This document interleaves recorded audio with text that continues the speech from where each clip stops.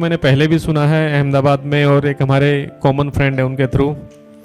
तो जैसे जीवन की आपने बात की और अपने बाहरी अचीवमेंट्स के लिए, जैसे मैंने मेरी बात करते हैं, और मेरे को एक वाक्य याद आ रहा है कि जब मैं मेडिकल में था, जब मैं एमबीबीएस कर रहा था, तब किसी ने मुझसे पूछा कि ऐसे कोई शिविर था तो कि मनीष तुम खुश कब होगे इन जनरल, कि खुश कब होगे। तो मैंने बोला कि जब मेरा आईएएस में सिलेक्शन हो जाएगा तब मैं खुश होऊंगा। तो उन्होंने एक वापस क्वेश्चन किया कि भाई तुम्हारे खुश होने और आईएएस में सिलेक्शन में क्या संबंध है, कि तुम बिना आईएएस में सिलेक्शन हुए भी खुश रह सकते हो, या उसको उस तरीके से देख सकते हैं कि अगर खुश रहोगे तो आईएएस में सिलेक्शन होने के चांसेस बढ़ेंगे तुम्हारे, बल्कि तुम वो वेट क्यों कर रहे हो कि भी वो हो जाएगा उसके बाद ही मैं खुश होऊंगा। तुम खुश होते होते भी आईएएस में सिलेक्शन करवा सकते हो। तो मुझे उनकी बात तो मीन्स की एक ऐसा होता है ना कि छू गई या चुप तो नहीं बोलेंगे, लेकिन छू गई, और एक थोड़ा सा सोचना स्टार्ट किया मैंने उस दिशा में कि ये बात तो सही है कि हम केवल बाहरी अचीवमेंट के लिए कि पहले मेरे को ये करना है, नहीं जैसे आप बता रहे हैं कि भाई ए को हमेशा बी मिलेगा, बी को सी मिलेगा, सी को डी मिलेगा, और वो मुझे भी मिलते गए। मैं भी उसी हिसाब से थोड़ा मीन्स की दौड़ता गया, ये किया वो किया, बट कहीं ना कहीं चीज़ें छूट रही थी, जो चीज़ आप बता रहे हैं।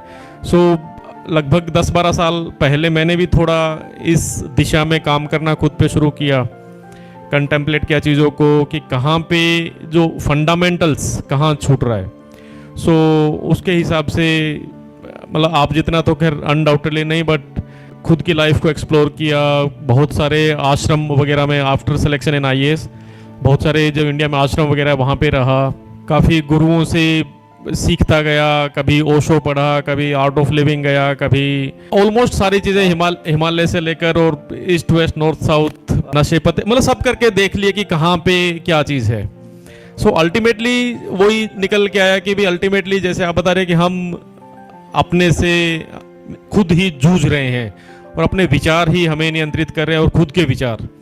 तो मेरा ये कंक्लूजन ये निकला कि अगर हम अपने विचारों पे काम कर लें, विचार पे, तो बस बाकी सेट है। उसके अलावा कोई, जब तक विचार पे हम काम नहीं करते तो फिर मैं भले ही आईएएस हूँ कि डॉक्टर हूँ कि बिजनेसमैन हूँ कि मेरे पास कितना पैसा है और परिवार में मेरी बीवी कितनी सुंदर है और मेरे बच्चे कितने सेटल्ड है, वो चीज़ें काम नहीं करेगी।